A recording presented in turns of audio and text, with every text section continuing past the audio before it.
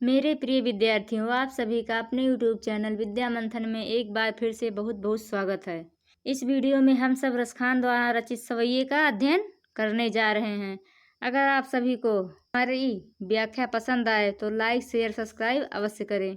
तो पहला सवैया है इसमें, मनुष्य हो तो वही रस खानी बसो ब्रज गोकुल गाँव के ग्वारन, जो पशु हो तो कहाँ बस मेरो चरो नित्य नंद की धेनु मझारन, जो पशु हो तो कहाँ बस मेरो चरो नित्य नंद की धेनु मझारन, पहन हो तो वही गिरि को जो धरो कर छत्र पुरंदर धरन, जो खग हो तो बसेरो करो मिली कालिंदी कुल कदम्ब की डरन। प्रस्तुत सवैये में रसखान श्री कृष्ण से जुड़ी वस्तुओं के प्रति अपने लगाव का वर्णन करते हैं। वे कहते हैं कि अगर मुझे अगला जन्म मिले तो भी मैं श्री कृष्ण के आसपास ही रहूं, उनसे मेरा लगाव बना रहे। व्याख्या में, मानुष हो तो वही रस खानी बसो ब्रज गोकुल गाँव के ग्वारन। मानुष मतलब मनुष्य, हो मतलब हूँ। तो रसखान जी कहते हैं कि यदि मुझे मृत्यु के पश्चात मनुष्य योनि में जन्म मिलता है, अर्थात मेरा मानव के रूप में जन्म होता है, तो बसो मतलब निवास करूँ ब्रज गोकुल गाँव के ग्वारन। ग्वारन मतलब ग्वाल बाल के बीच में। तो मेरा बसेरा अर्थात मैं ग्वाल गोकुल में ब्रज में ग्वाल बालों के बीच ही निवास करूँ। जो पशु हो तो कहाँ बस मेरो चरो नित्य नंद की धेनु मझारन।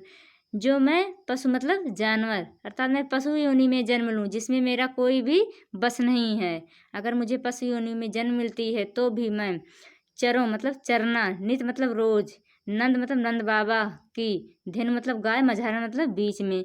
यदि मेरा जन्म पशु योनि में होता है जिसमें मेरा कोई भी दोष नहीं है तो मैं नंद बाबा के गायों के बीच चरना पसंद करूंगा, अर्थात मैं नंद बाबा के गायों के बीच ही रहना चाहूँगा। पाहन हो तो वही गिरी को जो धरो कर छत्र पुरंदर धान। पाहन मतलब पत्थर। रसखान जी कहते हैं यदि मैं पत्थर बनूं, यदि मुझे पत्थर के रूप में जन्म मिले तो मैं उसी गोवर्धन गिरी मतलब पर्वत, उसी गोवर्धन पर्वत का पत्थर बनना चाहूँगा, जो मतलब जिसे आपने धारण मतलब धारण किया था, उठाया था। छत्र मतलब छतरी के समान। पुरंदर मतलब इंद्र, धारण मतलब धारण किया था। तो रसखान जी कहते हैं कि यदि मुझे पत्थर के रूप में जन्म मिलता है, यदि मैं पत्थर बनता हूँ तो मैं उसी गोवर्धन पर्वत का पत्थर बनना चाहूँगा, जिसे आपने इंद्र का घमंड चूर करने और समस्त ब्रजवासियों को जलमग्न होने से रक्षा करने के लिए अपनी उंगली पर छाते के समान उठा लिया था, धारण कर लिया था। जो खग हो तो बसेरो करो मिली कालिंदी कूले कदम्ब की डरन। और यदि मैं खग मतलब पक्षी बनूं तो मेरा बसेरा मतलब मेरा निवास स्थान उसी कदम के वृक्ष की शाखाओं पर है। डारन मतलब शाखाओं पर हो, जहाँ पर जो यमुना के किनारे है, जिसके नीचे श्री कृष्ण रास रचाया करते थे। कहने का अभिप्राय यह है कि कवि रसखान हर रूप में अपने आराध्य श्री कृष्ण के समीप ही रहना चाहते हैं। वे चाहते हैं कि कोई भी स्थिति हो, कोई भी हालात हो, मैं श्री कृष्ण के आसपास ही रहूं। इसमें काव्य सौंदर्य भाषा ब्रज भाषा है, गुण प्रसाद है, छंद सवैया छंद है, रस भक्ति एवं शांत है, शैली मुक्तक शैली है। अलंकार बसो ब्रज गोकुल गांव नित नंद कालिंदी कूल कदम्ब में एक ही वर्ण की आवृत्ति बार बार हुई है, इसलिए यहाँ पर अनुप्रास अलंकार होगा। इसमें दूसरा सवैया है, गई हुती भोरे ही हो रस खान रही वह नंद की भौ नहीं, वाको जियो जुग लाख करो रे जसोमती की सुख जाते कहो नहीं, तेले लगाई लगाई के अंजन भौहे बनाई बनाए डिढौनी, डारी हमेलन हर निहारत वारत ज्यों चुचकारत छौ नहीं, डारी हमेलन हर निहारत वारत ज्यों चुचकारत छौ नहीं। प्रस्तुत सवैये में रसखान श्री कृष्ण के प्रति माता यशोदा के वात्सल्य का वर्णन कर रहे हैं।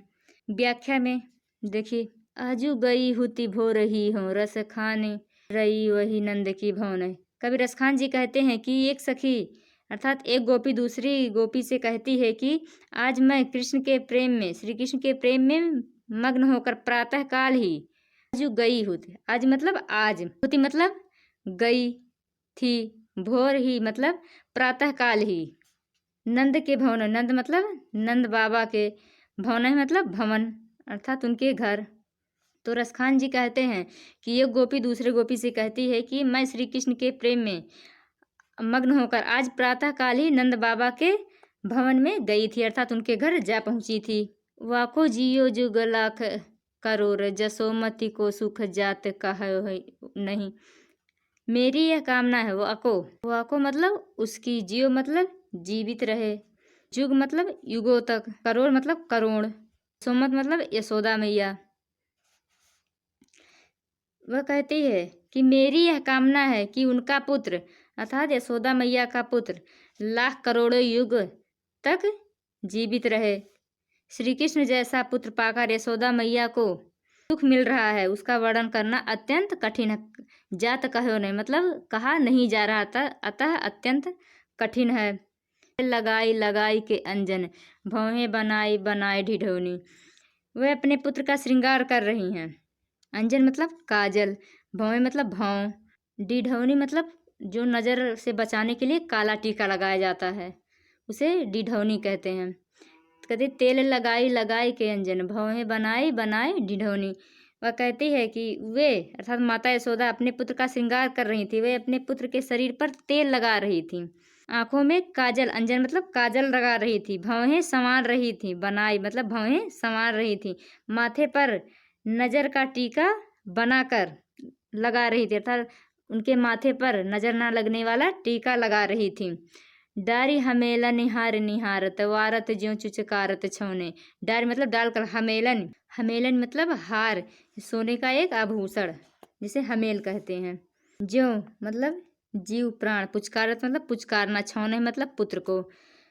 गोपी कहती है कि वे उनके गले में पहनने के लिए आभूषण पहना रही थी, वह उनके गले में हमेल पहरा रही थी या हार पहना रही थी, उन्हें निहार रही थी और उन पर बलिहारी जा रही थी तथा उन्हें पुचकार रही थी। अर्थात जब वे यशोदा मैया अपने पुत्र के शरीर पर तेल लगाकर, आंखों में काजल लगाकर, भौहें बनाकर और नज़र से बचने के लिए माथे पर काला टीका लगा रही थी और उनके गले में हमेल डाल रही थी, अर्थात हार पहना रही थी और हार पहनाकर वह बहुत उसे निहार रही थी, बलिहारी जा रही थी और उन्हें पुचकार रही थी।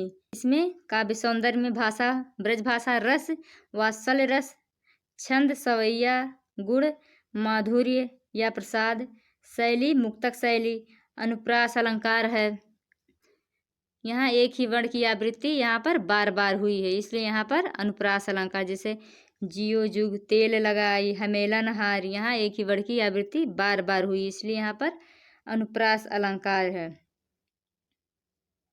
तीसरा सवैया है, धूरी भरे अति शोभित श्याम जू तैसी बनी सिर सुंदर चोटी, खेलते खाते फिरे अंगना पग पैजनी बाजत पीरे कछोटी, खेलते खाते फिरे अंगना पग पैजनी बाजत पीरी कछोटी, वह छवि को रस खानी बिलोकते वारती काम कला निधि कोटी, काग के भागे बड़े सजनी हरी हाथों से ले गयो माखन रोटी, काग के भागे बड़े सजनी हरी हाथी से ले गयो माखन रोटी। प्रस्तुत सवैये में कवि रसखान ने श्री कृष्ण के बाल रूप का मनोहारी चित्रण किया है। श्री कृष्ण के सौंदर्य को देखकर एक गोपी अपने सखी से उनके सौंदर्य का वर्णन कर रही है। व्याख्या में देखिए, कवि रसखान जी कहते हैं, धूरी भरे अति शोभित श्याम जू तैसी बनी सिर सुंदर चोटी। धूरी मतलब धूल, शोभित मतलब सुंदर लग रहे हैं, श्यामजू मतलब श्री कृष्ण, तैसी मतलब तैसे, बनी सिर मतलब सिर, सुंदर चोटी मतलब सिर पर एक सुंदर चोटी।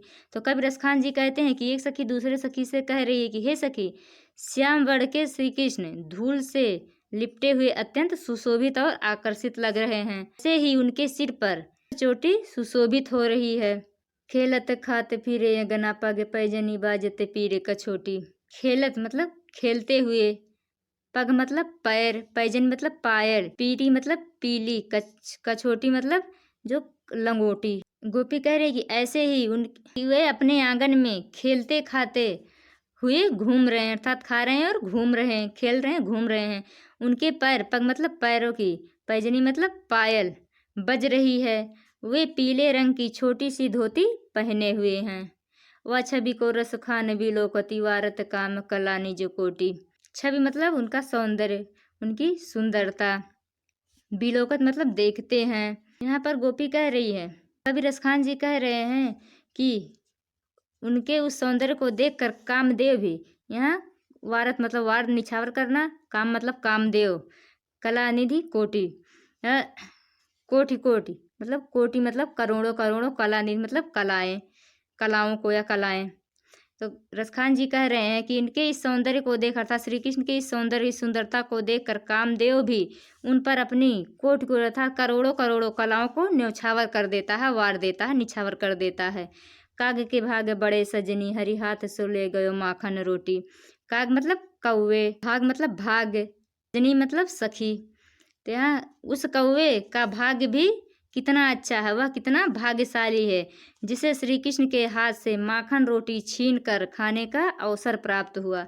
अर्थात रसखान जी कह रहे हैं कि एक सखी कह रही है कि वह कौवा भी कितना भाग्यशाली है जो श्री कृष्ण के हाथ से माखन रोटी छीन कर खाने का अवसर प्राप्त किया है, अवसर पाया है। काव्य सौंदर्य में वही भाषा, ब्रज भाषा, शैली मुक्तक शैली, रस वात्सल्य और भक्ति रस, छंद सवैया, गुण माधुर्य, अलंकार अनुप्रास ही रहेगा यहाँ पर भी। सोहत श्याम जू में सासा की आवृत्ति बार बार हुई है। खेलत खा में खा खा की आवृत्ति बार बार हुई है। पग पैजन में पा पाप की आवृत्ति बार बार हुई है। काम कला में का की आवृत्ति बार बार हुई, इसलिए यहाँ पर अनुप्रास अलंकार ही होगा। चौथा सवैया देखिए। दिन ते वह नंद को छोहराया, वन धेनु चराए गयो है। मोहिनी ताननी गोधन गावत बेन बजाई रिझाई गयो है। मोहिनी तानन गोधन गावत बेन बजाई रिझाई गयो है। वह दिन सो कछूटो न सो रस खाने ही में समाई गयो है। कहू न कहू की कानी करे सगरो ब्रज वीर बिकाई गयो है। कहू न कहू की कानी करे सगरो ब्रज वीर बिकाई गयो है। प्रस्तुत सवैये में ब्रज की गोपियों पर श्री कृष्ण के मनमोहक प्रभाव का सुंदर चित्र किया गया, अर्थात श्री कृष्ण ने सबका मन मोह लिया है, इसी बात का वर्णन किया गया। व्याख्या में देखिए, यहाँ पर एक सखी दूसरी सखी से कहती है, जा दिन ते वह नंद का छोहरा। जा दिन मतलब जिस दिन से वह नंद बाबा का छोहरा मतलब पुत्र, या वन धेनु चराई गई, या मतलब इस वन में धेनु मतलब गाय को चरा कर गया है या चराने आया था। एक सखी दूसरे सखी से कहती है कि हे सखी, जिस दिन से वह नंद का पुत्र इस वन में गाय को चराने के लिए आया है। मोहिनी ताननी गोधन गावत बेनु बजाई रिझाई गयो है, और अपनी बांसुरी की मधुर तान मोहिनी तान सुनाकर हमें अपने प्रति रिझा गया है, हमें अपने प्रति आकर्षित कर लिया है। तानन मतलब देखो, मोहिनी मतलब मोहिनी या मोहित करने वाले, तानन मतलब बजाकर।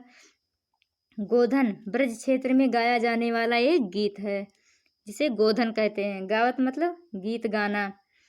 बेन मतलब बांसुरी, बजाई मतलब बजाकर, रिझाई मतलब प्रसन्न कर लिया है, आकर्षित कराकर गया है। अर्थात गोपी कहती हैं कि अपने मोहिनी बांसुरी से मधुर तान बजाकर या मधुर तान सुनाकर, गोधन गाकर, अपनी बांसुरी को बजाकर हमें रिझाकर गया है।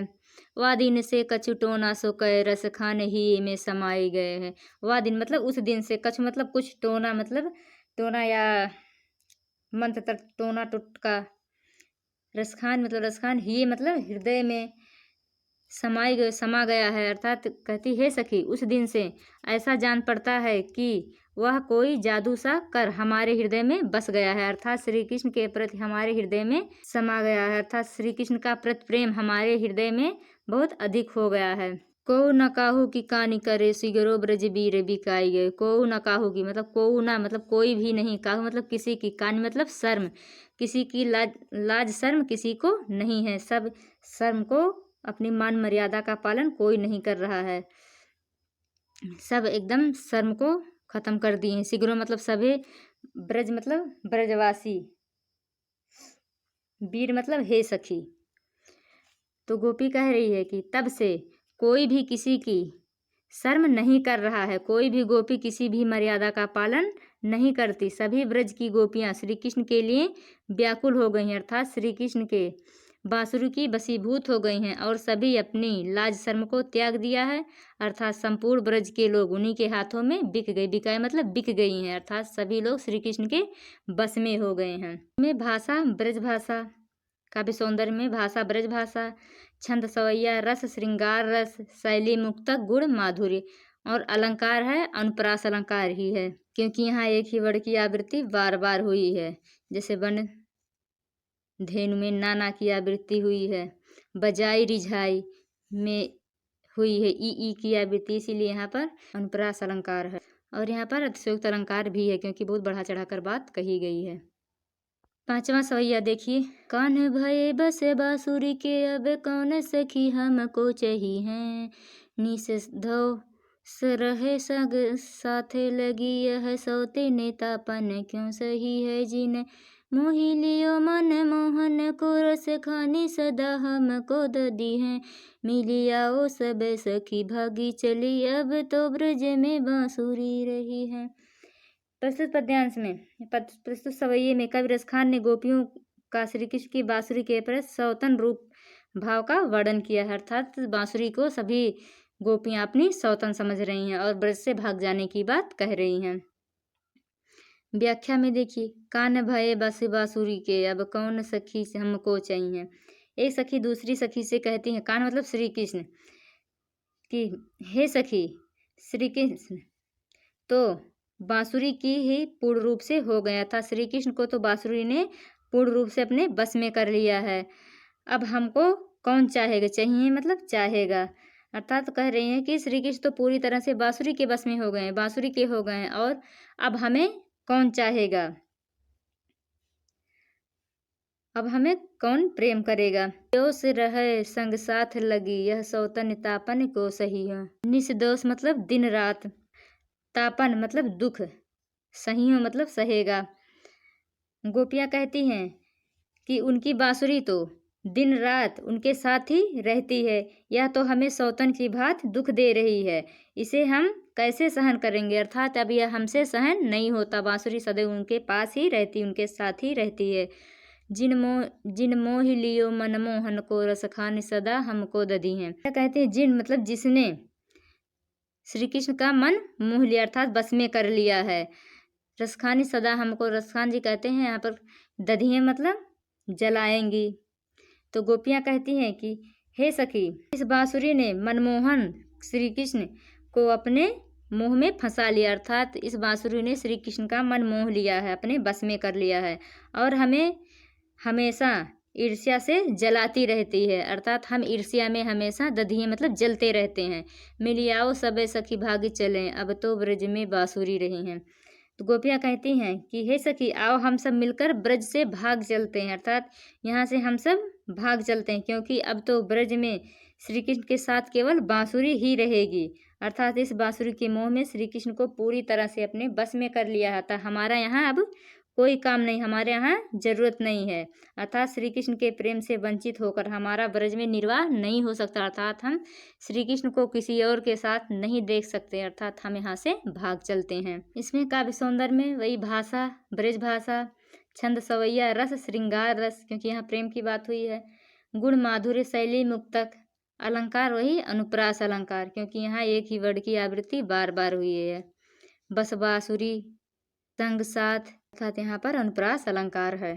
बच्चों यहाँ छठवां और अंतिम सवैया है, देखिए ध्यान से। पखा सिर ऊपर रखियो, गुंजे की माला गरे पहिरोगी, ओढ़ी पीतम्बर लैले कुटी बने गोदन गौरन संग फिरोगी, ओढ़ी पीतम्बर लैला कुटी बने गोदन गौरन संग फिरोगी, भव तो ही मेरो रस खान सो तेरी कहे सब स्वांग करोगी, या मुरली मुरली धर की अधरान धरी अधराना धरोगी, या मुरली मुरली धर की अधराने धरी अधराना धरोगी। प्रस्तुत सवैये में श्री कृष्ण के प्रति वियोग प्रेम से व्याकुल गोपियों का वर्णन किया गया है। व्याख्या में देखिए, मोर पखा सिर ऊपर रखियो, गुंज की माला गले गले पहिरोगी। एक गोपी दूसरे गोपी से कहती है कि मैं तुम्हारे कहने से मोर पखा मतलब मोर के पंखों से बना हुआ मुकुट सिर ऊपर रखी हूँ मतलब रखूंगी, अपने सिर के ऊपर रखूंगी। गुंज की माला गले पहनूंगी, गले मतलब गले में, पहिरोगी मतलब पहन लूंगी। एक गोपी दूसरे गोपी से कहती है कि मैं तुम्हारे कहने पर मोर के पंखों से बने मुकुट को अपने सिर पर धारण कर लूंगी, रख लूंगी। गुंजाओं की माला गले में पहन लूंगी। ओढ़ी पीतम्बर लय लकुटी वन गोधन ग्वारंग संग फिरूंगी। ओढ़ी मतलब ओढ़कर, पीतम्बर मतलब पीला वस्त्र, लय लकुटी, लकुटी मतलब छोटी लाठी या छोटी लकड़ी, वन गोधन ग्वारन संग फिरोगी, मैं ग्वाल बालों के संग चलूंगी, घूमूंगी। कहती है कि पीला वस्त्र ओढ़ लूंगी या पीला वस्त्र ओढ़कर छोटी लकड़ी अपने हाथ में लेकर जंगल में गाय और ग्वाल बाल के संग घूमूंगी फिरूंगी। भाव तो वो हो मेरो रस खानी, सो तेरो कहे सब स्वांग करूंगी। तुम जो लीलाएं करने को कहोगी मैं वो सब करने के लिए तैयार हूँ, तत्पर हूँ, परंतु मैं उस या मुरलीधर की अधरा न धरी अधरा न धरूंगी। उस श्री कृष्ण के उस बंसी को, श्री कृष्ण, परंतु मैं उस बांसुरी को अपने होठों से नहीं लगाऊंगी, उस होठों अपने होठों पर नहीं रखूंगी जो श्री कृष्ण अपने अधरों पर अत्यंत सुंदर रूप से धारण करते हैं, अर्थात वह मुरली श्री कृष्ण के अधरों पर ही सुशोभित होती है, क्योंकि बांसुरी गोपियों को अपनी सौतन जैसी प्रतीत होती है। उन्हें बांसुरी से ईर्ष्या है क्योंकि वह श्री कृष्ण से ज़्यादा ही मुँह लगी हुई है। अर्थात कहती है कि मैं सब कुछ करूंगी, मोर पखा सिर ऊपर रखी हूँ, गुंज की माला गले पहनूंगी, मोर के पंखों से बने हुए मुकुट को अपने सिर पर धारण करूंगी, रखूंगी, गुंजाओं की माला धारण करूंगी, गले में पहन लूंगी। ओढ़ी पीताम्बर ले लकुटी वन गोधन ग्वारन संग फिरूंगी, पीताम्बर ओढ़कर हाथ में लकुटी लेकर, छोटी लकड़ी लेकर वन वन ग्वाल बालों और गायों के साथ मैं घूमती रहूंगी। भाव तो वो ही मेरो रस खाने, सो तेरे कहो सब स्वांग रचूंगी। रसखान कहते हैं कि मैं सभी प्रकार से स्वांग रचाऊंगी, तुम्हारे कहने से जो जो श्री कृष्ण करते थे सब करूंगी, परंतु या मुरलीधर को अधरान धरी अधरान धरूंगी। जो मुरलीधर अर्थात श्री कृष्ण जिस बंसी को अपने होठों से लगाए रहते हैं, उनके होठों पर बहुत सुंदर लगती है, उस मुरली को मैं अपने अधरों अर्थात ओठों से नहीं लगाऊंगी, अपने ओठों पर नहीं रखूंगी। इसमें काव्य सौंदर्य में भाषा वही ब्रज भाषा, छंद सवैया, रस श्रृंगार रस, गुण माधुर्य, शैली मुक्तक, अलंकार वही अनुप्रास अलंकार, क्योंकि यहाँ एक वर्ड की आवृत्ति बार बार हुई है।